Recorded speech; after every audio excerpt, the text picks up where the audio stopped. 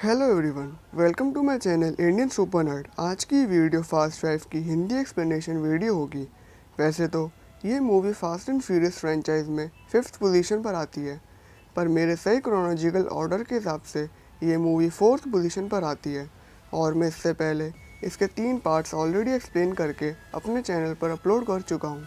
आपको डिस्क्रिप्शन में उन तीनों वीडियोज़ की लिंक्स मिल जाएंगी। तो चलिए बिना टाइम वेस्ट करे वीडियो शुरू करते हैं।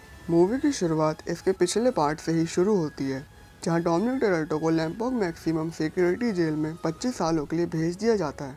पर रास्ते में ब्रायन, मिया, तीगो और रिको डॉम की बस का पीछा करते हैं। फिर मिया और ब्रायन बस के आगे आ जाते हैं। फिर मिया दोबारा यूटर्न लेकर पीछे जाती है और बस को डिसबैलेंस कर देती है। फिर ब्रायन अपनी कार के ब्रेक मारता है और बस डिसबैलेंस होकर ब्रायन की कार से टकरा के दूर गिर जाती है। फिर आगे हम देखते हैं कि ये बस एक्सीडेंट की बात मीडिया तक फैल जाती है। न्यूज़ में डॉम के भागने की खबर हर जगह होती है और न्यूज़ में डॉम के साथ साथ मिया और ब्रायन को भी मुजरिम करार दिया जाता है और उन तीनों को पूरा शहर ढूंढने में लगा हुआ होता है। किसी को भी नहीं पता था कि मिया, ब्रायन और डॉम कहाँ हैं। फिर आगे हम देखते हैं कि ब्रायन और मिया ब्राज़ील में होते हैं और वो अपनी कार से एक लंबा सफ़र करके ब्राज़ील में किसी से मिलने आते हैं। और जब ब्रायन और मिया उसके घर पहुंचते हैं तो वहाँ बहुत सारे लोग अपनी बंदूकें उठाकर ब्रायन और मिया को घूरने लगते हैं। फिर ब्रायन और मिया वहाँ से जाने लगते हैं। फिर वो आदमी अपने घर से बाहर आता है और अपने आदमियों से कहता है कि रुको रुको, मैं उनको जानता हूँ। और हम यहाँ देखते हैं कि वो आदमी विंस होता है। अगर आपने फास्ट एंड फ्यूरियस का पहला पार्ट देखा होगा तो आपको पता होगा कि विंस कौन है। विंस दरअसल डॉम टोरेटो का दोस्त है। फिर विंस वहाँ नीचे ब्रायन और मिया के पास आता है और मिया से उसका हालचाल पूछता है। फिर ब्रायन विंस से पूछता है कि डॉम आ गया, तो विंस ब्रायन से कहता है कि नहीं। फिर विंस ब्रायन और मिया को अपने घर के अंदर ले जाता है और उनको वहाँ कुछ खाने को देता है। फिर खाने के बाद ब्रायन और विंस बियर पीने बैठ जाते हैं और मिया और विंस की वाइफ किचन में होते हैं। और जब मिया विंस के बेटे को उसके बेड पर लेटा देती है तो मिया को वॉमिटिंग जैसा फील होता है और वो वॉमिट करने बाथरूम में चली जाती है। फिर विंस की वाइफ मिया से पूछती है कि क्या ब्रायन को पता है कि तुम प्रेग्नेंट हो, तो मिया कहती है कि नहीं। फिर मिया ब्रायन और विंस के पास आ जाती है। अब यहाँ विंस ब्रायन और मिया को बताता है कि एक काम आने वाला है महंगी कारें चुराने का। अच्छी डील है, आसान काम है और एक आदमी अपनी टीम भेज रहा है हमारी मदद करने के लिए। बस कुछ और लोगों की ज़रूरत है। मुझे लगा कि डॉम अब तक यहाँ पहुँच जाएगा, पर यह काम आसान है और हम उसके बिना ये काम कर सकते हैं।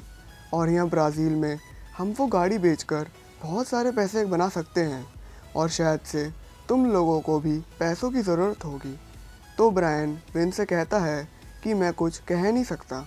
फिर अगले सीन में हम देखते हैं कि विंस सुबह सुबह अपने घर से उस आदमी के पास जा रहा होता है जो विंस की गाड़ियाँ चुराने में मदद करेगा। फिर विंस देखता है कि एक कार उसकी तरफ आ रही है और उस कार में डॉम होता है। अब आगे हम देखते हैं कि ब्रायन और मिया एक ट्रेन में हैं और इसी ट्रेन में वो महंगी गाड़ियाँ भी रखी हुई थीं जो पुलिस ने जब्त की थी। फिर जिस ट्रेन के डब्बे में ब्रायन और मिया थे वहाँ पर उस ट्रेन के स्टाफ में से एक आदमी आता है। फिर मिया और ब्रायन उस आदमी को देखकर उसकी तरफ बढ़ते हैं और मिया उस आदमी को कंधे से थोड़ा धक्का मारती है। फिर जब वो आदमी मिया से पूछ रहा होता है कि क्या आप ठीक तो हैं, तो इतनी देर में ब्रायन उस आदमी की जेब से एक्सिस कार्ड को निकालकर स्कैन कर लेता है। फिर वो कार्ड दोबारा उसकी जेब में रख देता है। फिर ब्रायन और मिया वहाँ से उस ट्रेन के डब्बे में आ जाते हैं जिसमें वो जब्त की गई महंगी गाड़ियाँ रखी हुई थीं। उस डब्बे के अंदर जाने के लिए ब्रायन एक नॉर्मल कार्ड उस मशीन से स्वाइप करता है जिसमें से असली एक्सिस कार्ड स्वाइप किया था।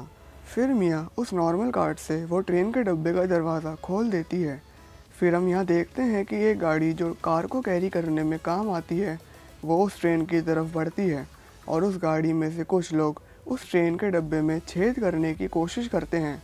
फिर जब वो ट्रेन के डब्बे में अंदर जाने का रास्ता बन जाता है तब यहाँ एंट्री होती है डॉम की। डॉम पहली महंगी कार में विंस को बैठाता है। फिर दूसरी टीम उस कार को कार कैरी करने वाली गाड़ी में ट्रांसफ़र करवा देती है और विंस वो कार लेकर वहाँ से चला जाता है।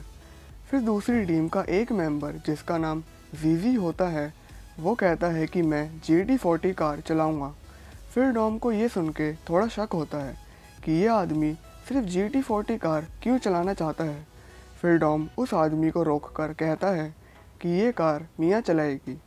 तो फिर वो आदमी जीजी अपनी टीम के दूसरे आदमी से कहता है कि कोई बात नहीं, हम एक ही जगह जा रहे हैं। फिर डॉम मियाँ को कहता है कि प्लान में थोड़ा सा चेंज है, तुम ये कार जीजी के ठिकाने नहीं विंस के घर ले जाओ।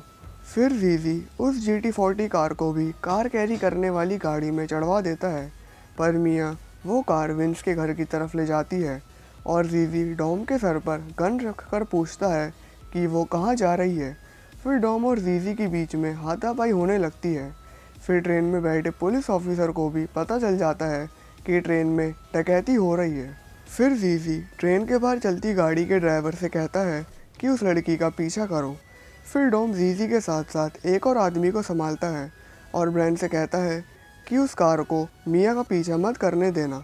फिर ब्रायन जल्दी से उस गाड़ी पर कूद जाता है और गाड़ी के ड्राइवर को रस्सी की मदद से गाड़ी के बाहर फेंक देता है। फिर डॉम भी एक आदमी को ट्रेन के बाहर फेंक देता है। फिर ब्रायन जब दूसरे आदमी को रोकने के लिए उसको लात मारता है तो उस लात से वो स्टीयरिंग व्हील घूम जाता है और वो गाड़ी दोबारा ट्रेन की तरफ बढ़ने लगती है और एक डब्बे में जाकर ठुक जाती है। फिर ब्रायन डॉम से कहता है कि आगे ब्रिज है। फिर डॉम जल्दी से तीसरी कार में बैठता है, पर उस डब्बे में 3 पुलिस एजेंट्स आ जाते हैं। फिर दूसरी टीम का आदमी जीजी उन तीनों पुलिस एजेंट्स को गोली मार देता है और डॉम ट्रेन के डब्बे से ब्रायन को बचाने के लिए कार के साथ बाहर कूद जाता है। अब हम यहाँ देखते हैं कि ट्रेन तेज़ी से ब्रिज की तरफ बढ़ती है और डॉम अपनी कार की स्पीड तेज़ करता है और उस गाड़ी जिसमें ब्रायन फंसा हुआ था उसके आगे आ जाता है और ब्रायन सही समय पर डॉम की कार में कूद जाता है। पर जिस कार में ब्रायन फंसा हुआ था वो ब्रिज से टकरा के डॉम की कार के पीछे आती है और आगे रास्ता भी ख़त्म था, तो डॉम और ब्रायन कार के साथ साथ पानी में कूद जाते हैं। फिर वहाँ बहुत सारे लोग बंदूकों के साथ आते हैं और ब्रायन और डॉम को पकड़कर एक रूम में ले आते हैं जहाँ उन दोनों के हाथ चेनों में बांधे जाते हैं। अब यहाँ एंट्री होती है ब्राज़ील के सबसे बड़े बिजनेसमैन हर्नन रईस की। रईस डॉम और ब्रायन को बताता है कि आज मेरे 3 आदमी मारे गए और 3 पुलिस एजेंट्स, उससे मुझे फ़र्क नहीं पड़ता, मुझे बस परवाह है उस कार GT40 की, मुझे बस उसका ठिकाना बता दो। पर ब्रायन उस कार का ठिकाना बताने से मना कर देता है। फिर रईस डॉम से कहता है कि मैंने सुना है कि तुम्हारी बहन बहुत सुंदर है, उसे मैं ढूंढ लूँगा। ये कहकर रईस और उसके बाकी आदमी वहाँ से चले जाते हैं और रईस ब्रायन और डॉम पर नज़र रखने के लिए 2 लोग छोड़ता है। फिर रईस जब वहाँ से चला जाता है तो डॉम अपने हाथ छुड़ा के उनमें से एक आदमी को ढेर कर देता है और ब्रायन दूसरे को। फिर डॉम और ब्रायन वहाँ से भागकर विंस के घर पर आ जाते हैं। वहाँ बस मिया होती है।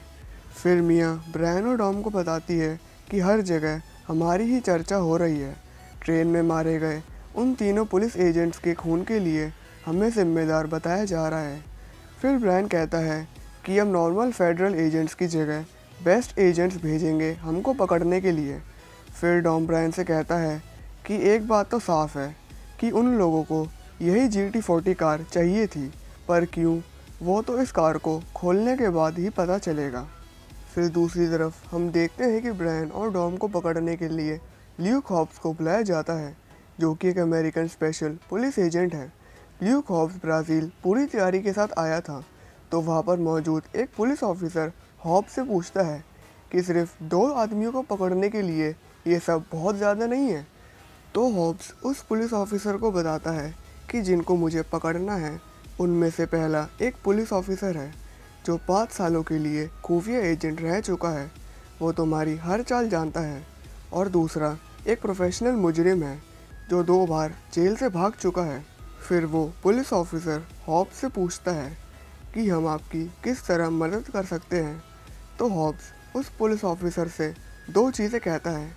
पहली कि मुझे ये लड़की एलेना अपनी प्रोफेशनल असिस्टेंट के रूप में चाहिए, और दूसरी पुलिस मेरे काम में टांग नहीं अड़ाएगी। अब आगे हम देखते हैं कि ब्रायन, डॉम और मिया उस कार GT40 में ढूंढते हैं कि इस कार में इतनी क्या इम्पोर्टेंट चीज़ है। अब सीन शिफ्ट होता है रईस की एक बड़ी सी बिल्डिंग में।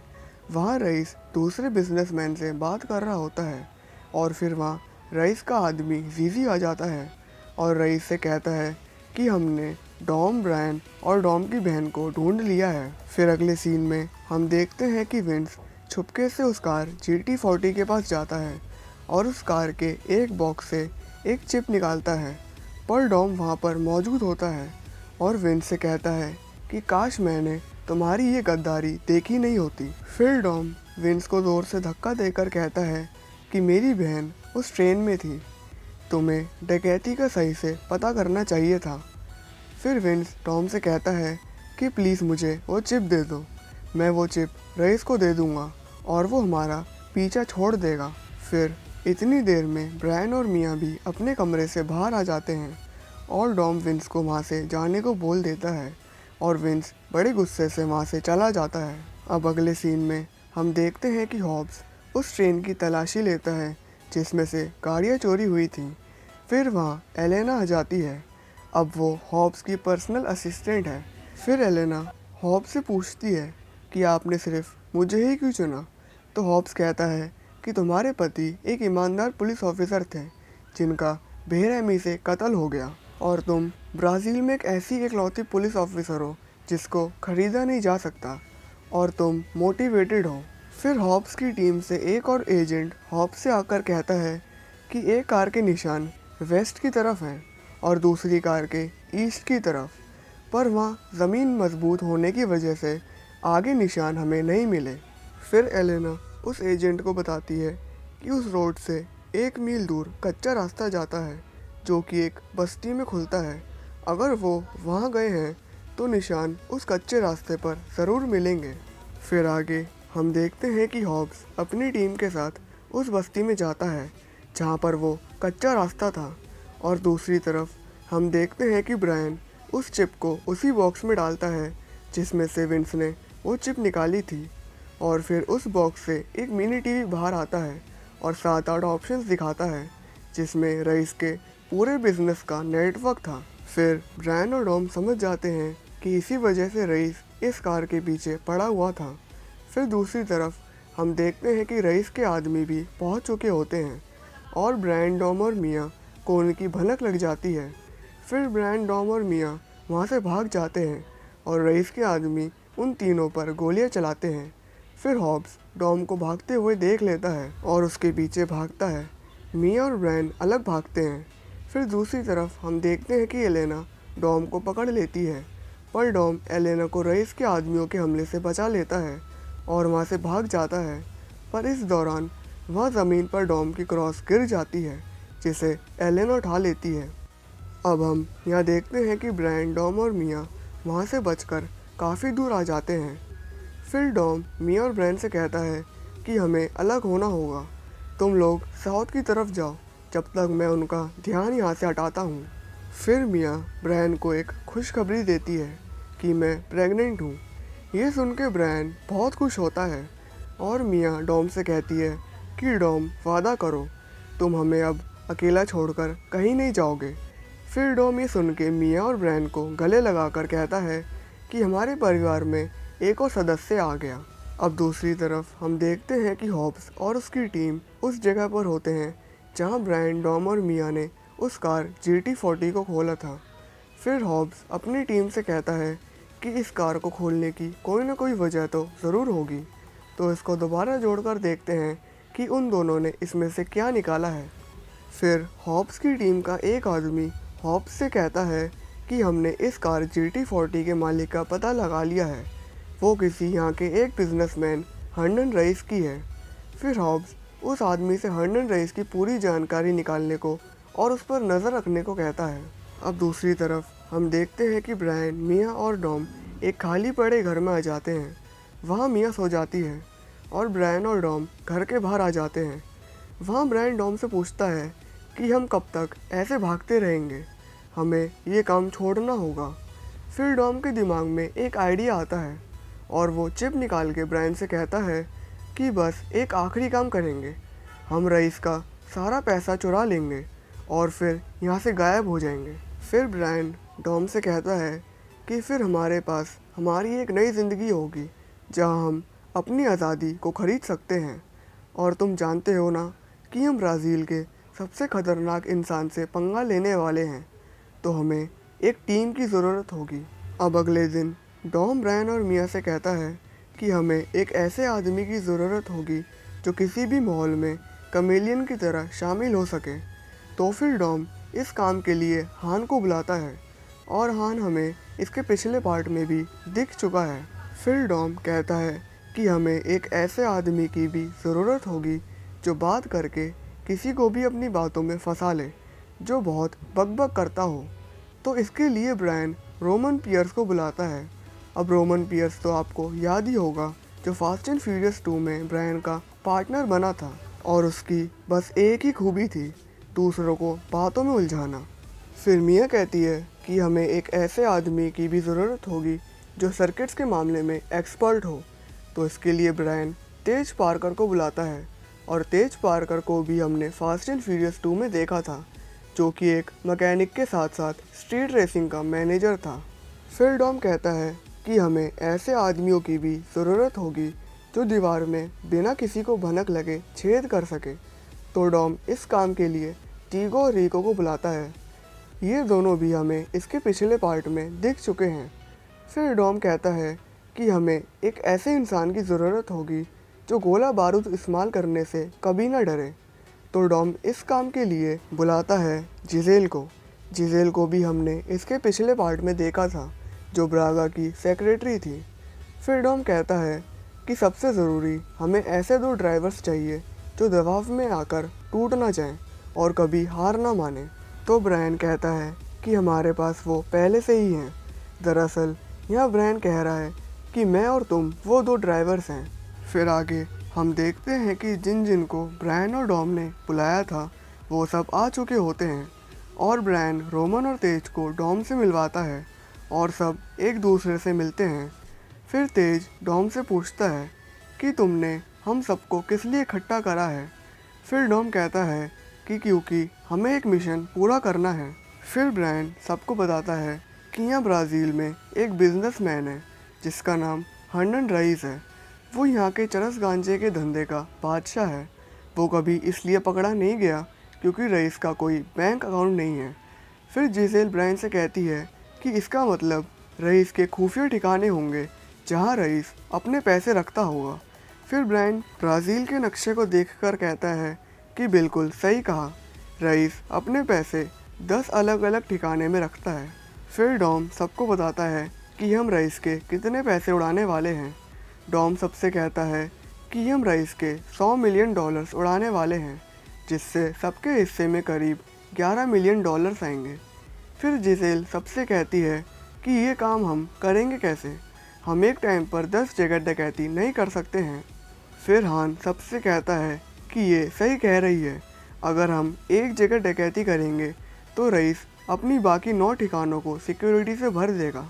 फिर अगले सीन में हम देखते हैं कि एक आदमी रईस के एक ठिकाने में जाता है और जब उस ठिकाने का दरवाज़ा रईस का एक आदमी खोलता है तो डॉम अपनी टीम को लेकर रईस के उस ठिकाने के अंदर आ जाता है और वहाँ काम करने वाले हर एक इंसान को एक जगह इकट्ठा कर देता है। फिर डॉम और ब्रायन और सारे डॉम के साथी अपना नकाब हटाते हैं और रईस का सारा पैसा एक जगह इकट्ठा करके उन पैसों में आग लगा देते हैं। फिर डॉम उस आदमी जिसने दरवाज़ा खोला था उससे कहता है कि अपने बॉस से कह देना ये किसका काम था और हम फिर से वापस आएंगे। ये कहकर डॉम और डॉम के सारे साथी वहाँ से चले जाते हैं। अब दूसरी तरफ हम देखते हैं कि हॉब्स की टीम वो कार दोबारा जोड़ लेती है और उनमें से एक आदमी हॉब्स से कहता है कि अगर इस कार में से कोई चीज़ गायब होती तो हमें ज़रूर पता चल जाता। फिर हॉब्स उस कार के पास जाता है और उस कार का इंटीरियर देखता है। फिर हॉब्स की नज़र उस बॉक्स पर जाती है जिसमें से विंस ने वो चिप निकाली थी।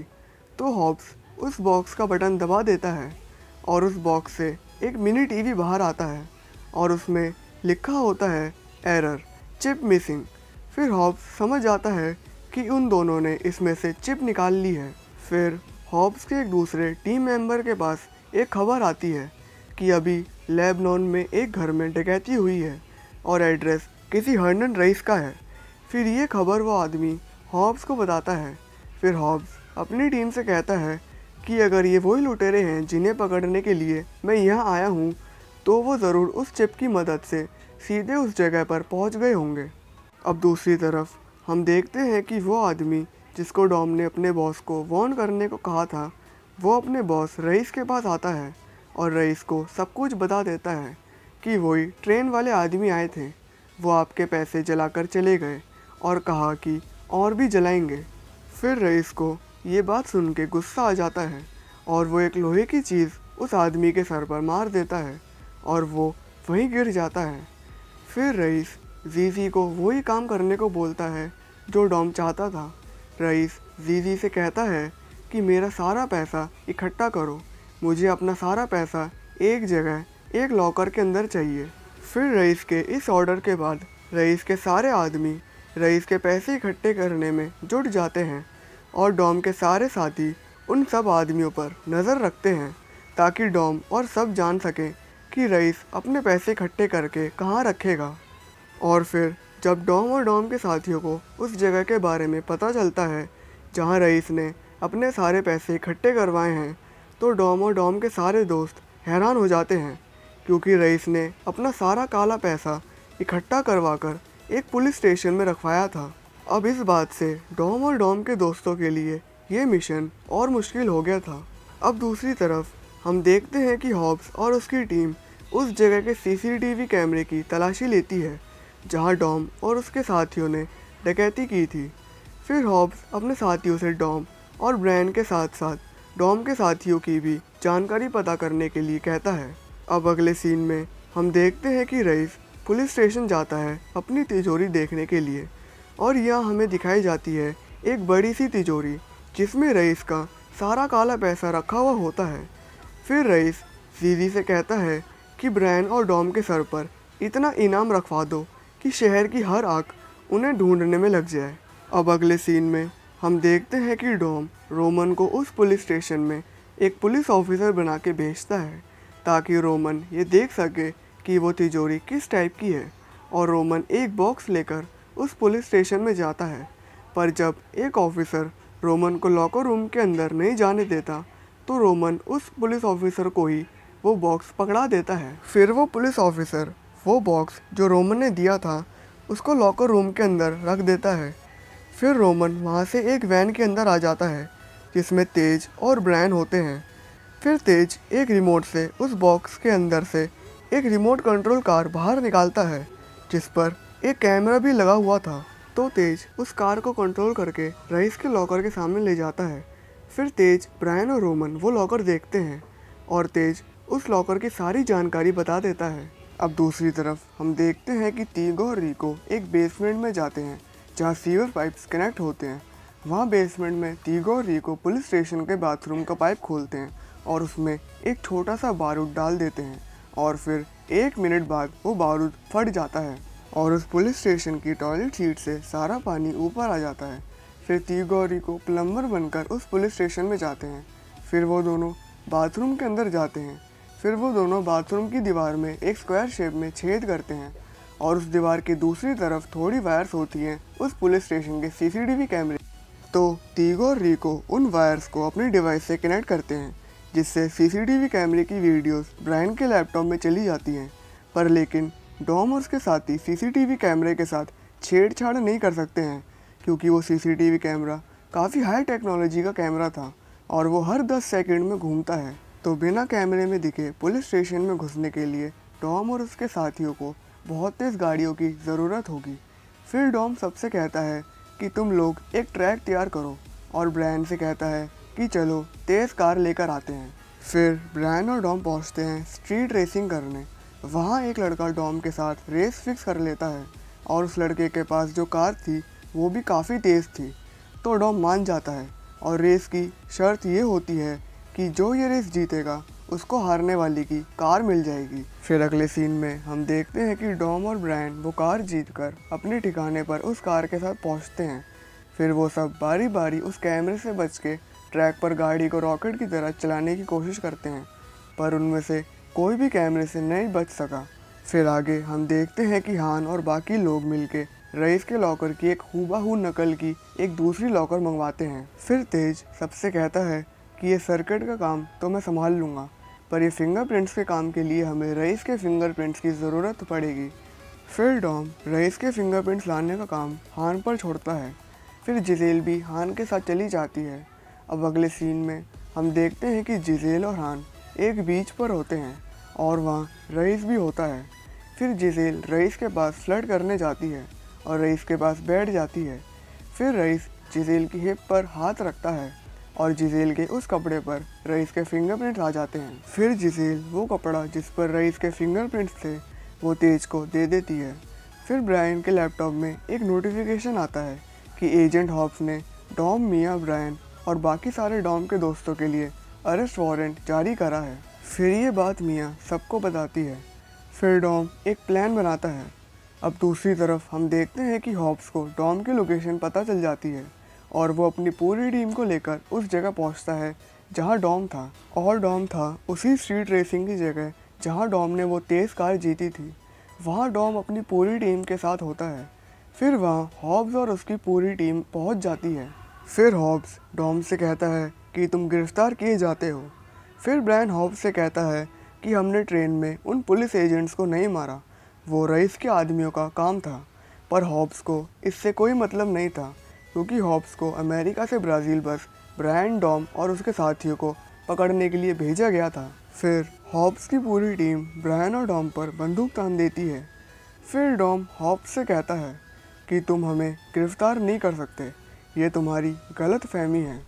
ये मत सोचो कि तुम अमेरिका में हो, तुम अपने घर से बहुत दूर हो, ये है ब्राज़ील। और डॉम के ये कहने पर वहाँ मौजूद हर शख्स हॉब्स की पूरी टीम और हॉब्स पर बंदूक तान देता है। फिर हॉब्स की टीम का एक आदमी हॉब्स के पास आकर कहता है कि इन्हें किसी और दिन देखेंगे बॉस, अभी यहाँ से चलिए। फिर हॉब्स डॉम से कहता है कि हमारी मुलाकात जल्द होगी। तो डॉम हॉब्स से कहता है कि मुझे पकड़ने का ख्वाब तुम छोड़ दो। फिर हॉब्स और उसकी टीम वहाँ से चली जाती है, पर डॉम की नज़र पड़ जाती है एलेना पर और वो देखता है कि एलेना ने मेरी क्रॉस पहन रखी है। फिर हॉब्स और उसकी टीम वहाँ से चली जाती है और जब हॉब्स टॉम से बात कर रहा था तो इतनी देर में तेज हॉब्स की गाड़ी के नीचे जीपीएस ट्रैकर लगा चुका था। अब सीन शिफ्ट होता है एलेना के घर पर।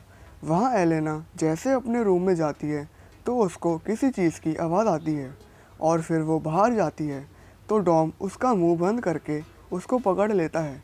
फिर डॉम अपना हाथ एलेना के मुंह से हटाता है और जो एलेना ने डॉम की क्रॉस पहनी थी उसको एलेना के गले से निकाल लेता है। फिर एलेना डॉम से कहती है कि मैं जानती हूँ कि ट्रेन पर उन पुलिस एजेंट्स को तुमने नहीं मारा। और एलेना डॉम को वार्न भी करती है कि हॉब्स तुम्हें ढूंढ लेगा, तुम्हें यहाँ से चले जाना चाहिए। फिर डॉम वहाँ से चला जाता है। अब आगे हम देखते हैं कि हान कोशिश करता है उन कैमरा से बचने की, पर वो दोबारा नाकामयाब हो जाता है। फिर हान कहता है कि हमें अगर उन कैमरा से बचना है तो हमें इनविजिबल कार्स की ज़रूरत होगी। फिर हान की बात सुन के डॉम के दिमाग में एक आइडिया आता है और डॉम ब्रायन, हान और रोमन को लेकर उस जगह जाता है जहां पुलिस ऑफिसर अपनी गाड़ियां पार्क करते हैं। अब डॉम का आइडिया ये था कि पुलिस स्टेशन में पुलिस कार्स को कोई कैमरे में नोटिस नहीं करेगा। फिर डॉम, रोमन, ब्रायन और हान एक एक गाड़ी लेकर एक रेस करते हैं जिसमें ब्रायन जीत जाता है। फिर वो चारों पुलिस की गाड़ियां लेकर वापस अपने घर पहुंचते हैं। अब दूसरी तरफ हम देखते हैं कि मिया एक मार्केट में होती है और रईस के आदमी उस मार्केट में आ जाते हैं और मिया को ढूंढते हैं। फिर विंस वहाँ सही मौके पर पहुँच जाता है और मिया को वहाँ से ले जाता है और डॉम के घर ले आता है। पहले तो ब्रायन विंस को देखकर बहुत गुस्सा होता है, पर जब मिया ब्रायन को सच्चाई बताती है कि विंस ने आज मेरी जान बचाई तो ब्रायन भी विंस का एहसानमंद हो जाता है। फिर डॉम विंस से पूछता है कि कुछ खाओगे, तो विंस कहता है कि हाँ। तो डॉम विंस से कहता है कि बढ़िया, आज तुम खाने के लिए प्रेयर बोलोगे। अब आगे हम देखते हैं कि विंस डॉम के पास आता है और उससे पूछता है कि डॉम सुनो, अगर तुम्हें कल के मिशन के लिए थोड़े और आदमियों की ज़रूरत हो तो मुझे बताना। यहाँ विंस अपने बारे में बोल रहा है।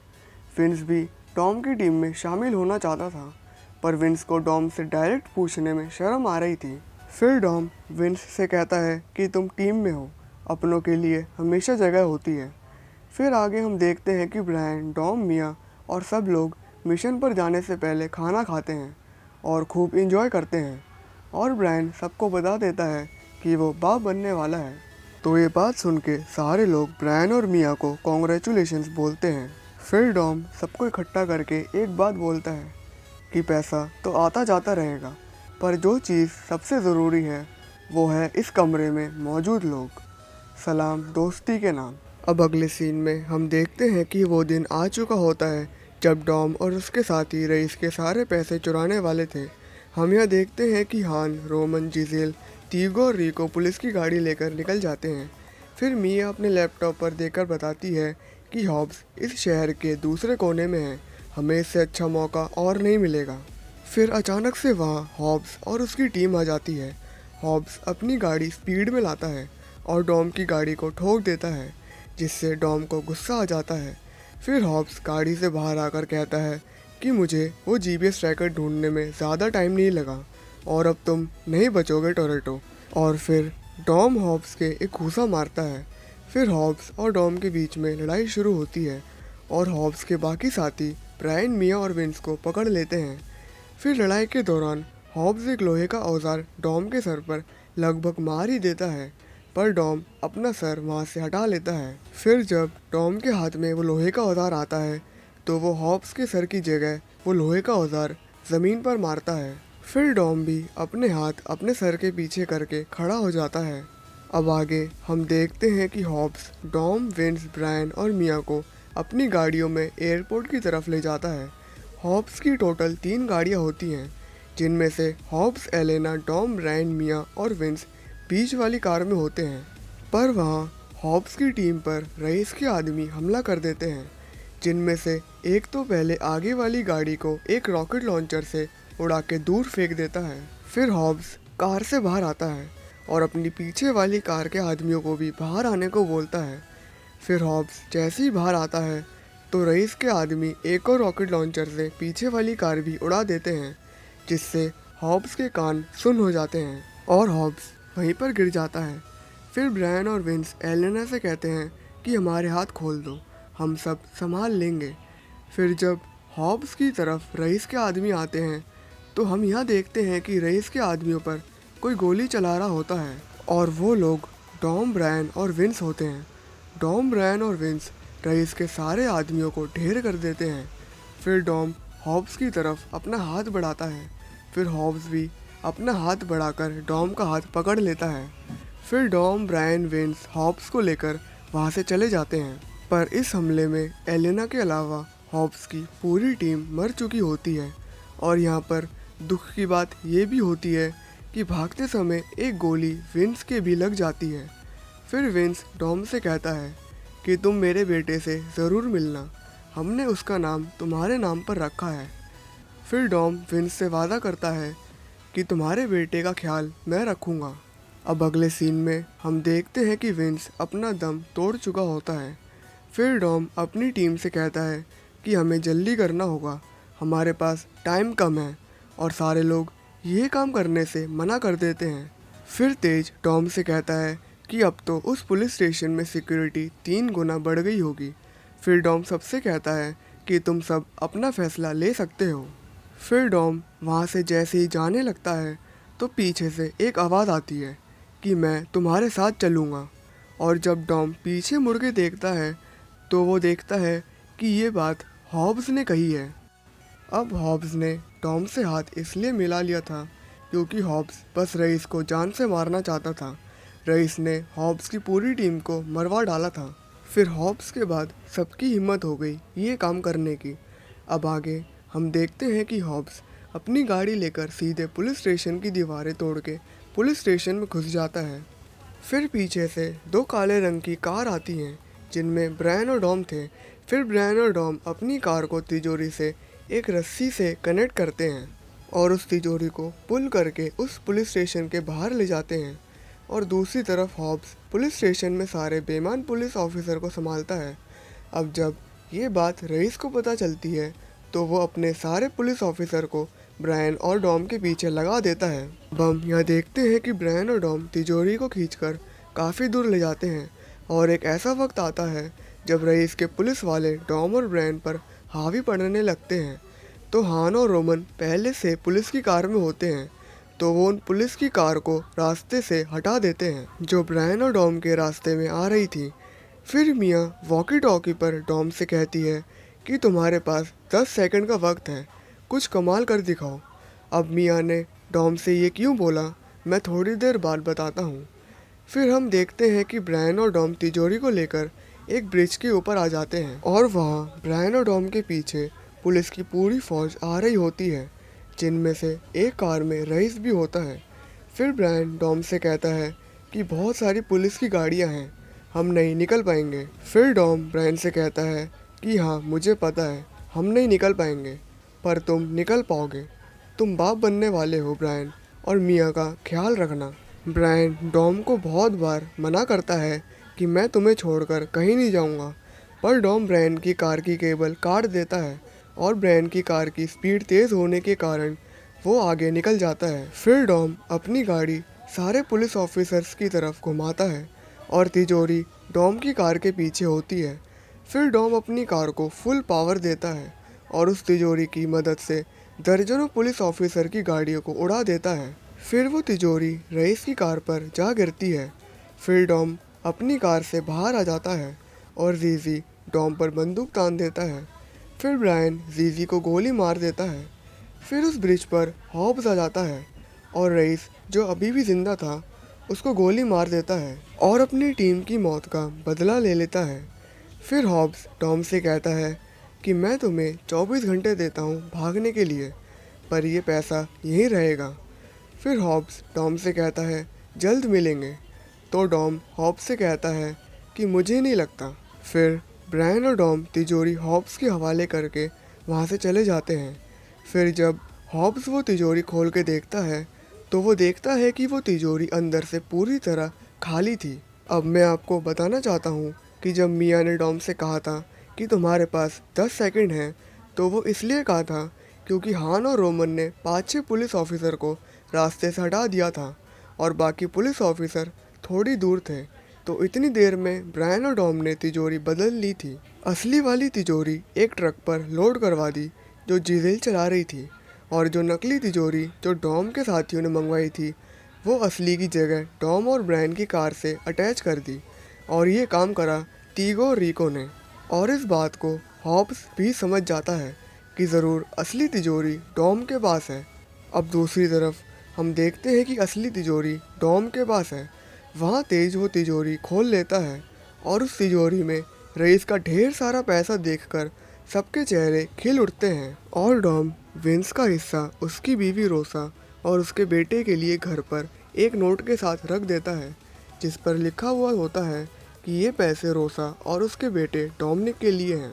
अब हम आगे देखते हैं कि डॉम के सारे साथी अब आज़ाद थे। वो अपनी लाइफ एंजॉय कर रहे थे और हान और जिजेल एक दूसरे से प्यार भी करने लगे थे। फिर अगले सीन में हम देखते हैं कि ब्रायन और मिया भी अपनी लाइफ एंजॉय कर रहे होते हैं। अब डॉम के दोस्तों के पास किसी चीज़ की कमी नहीं थी, वो आज़ाद होते हैं, ना कोई पुलिस का झंझट और ना किसी और चीज़ का। फिर ब्रायन देखता है कि डॉम उनसे मिलने आया है और डॉम और एलेना भी अब साथ रहना शुरू कर देते हैं। फिर एलेना और मिया बीच पर बैठ जाती हैं और डॉम ब्रायन से कहता है कि मैंने अपनी बहन को इतना खुश पहले कभी नहीं देखा। तो ब्रायन डॉम से कहता है कि क्योंकि हम आज़ाद हैं, अब हमारे पास किसी चीज़ की कमी नहीं है। फिर ब्रायन डॉम और अपनी कार देखता है और डॉम से कहता है कि मैं एक रेस करना चाहता हूँ बिना किसी शर्त के, बस एक आखिरी रेस तुम्हारे और मेरे बीच। फिर डॉम ब्रायन से कहता है कि तुम हार का दर्द बर्दाश्त तो कर लोगे। तो ब्रायन डॉम से कहता है और तुम? फिर डॉम कहता है कि चलो हो जाए। और यहाँ ये मूवी ख़त्म होती है और इस मूवी के एंड में एक पोस्ट क्रेडिट सीन भी है, जहाँ मोनिका, जिसको हमने फास्ट एंड फ्यूरियस 2 में एक सीक्रेट एजेंट के रूप में देखा था, वो हॉब्स के पास आती है और उसे एक फ़ाइल देकर कहती है कि बर्लिन में आज सुबह 3 बजे एक ड्राइवर्स की टीम ने रशियन मिलिट्री के अड्डे पर हमला करके सैटेलाइट पार्ट्स चुरा लिए हैं। तो हॉब्स मोनिका से पूछता है कि ये डोमिनिक टोरेटो का काम है, तो वो मना कर देती है कि नहीं। तो हॉब्स कहता है कि मुझे कोई दिलचस्पी नहीं है। फिर मोनिका कहती है कि ये फाइल आगे पढ़ो, और जब हॉब्स उस फाइल के पन्ने पलटता है तो उसको एक फ़ोटो मिलती है जो 1 हफ्ते पहले ली गई थी, और वो फ़ोटो होती है लेटी की, जो डॉम की गर्लफ्रेंड थी। लेटी की फ़ोटो देख के हॉब्स के होश उड़ जाते हैं। फिर मोनिका हॉब्स से पूछती है कि भूतों में विश्वास करते हो, और यहाँ ये पोस्ट क्रेडिट सीन ख़त्म होता है। तो गाइस, आप मुझे नीचे कमेंट करके बताइए कि आपको इस मूवी का एक्सप्लेनेशन कैसा लगा। अगर अच्छा लगा है तो इस वीडियो को लाइक शेयर ज़रूर से करिए, और अगर आप इस चैनल पर नए हो तो इस चैनल को सब्सक्राइब करके साथ में लगे बेल आइकन को भी ज़रूर से प्रेस करिए। और अगर आपका कोई सवाल है या कोई चीज़ आपको समझ में नहीं आई तो आप कमेंट में मेरे से ज़रूर से पूछिएगा। और आप मुझे इंस्टाग्राम पर भी फॉलो कर सकते हो, वहाँ मैं वीडियो के अपडेट देता हूँ। और मैं इसका next part fast and furious 6 जल्दी ही आपके लिए लाऊंगा। तो चलिए, तब तक के लिए good bye and thanks for watching.